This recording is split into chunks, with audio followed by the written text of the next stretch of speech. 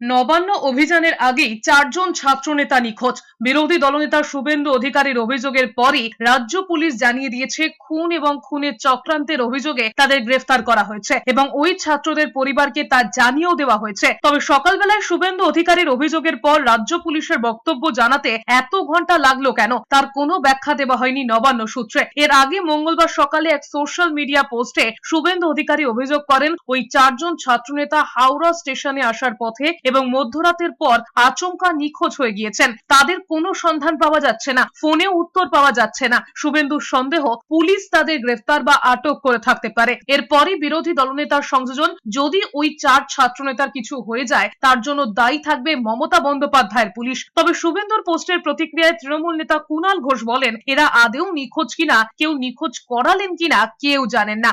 সকাল থেকে উত্তেজনা ছড়াতেই সব পোস্ট করা হচ্ছে।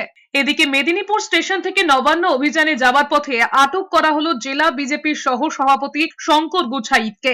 নবান্ন অভিযানে যোগ দেওয়ার জন্য পুরুলিয়া সুপারফাস্ট এক্সপ্রেসে ওঠার সময় স্টেশন থেকেই মেদিনীপুর কোতোয়ালি থানার পুলিশ আটক করে তাকে।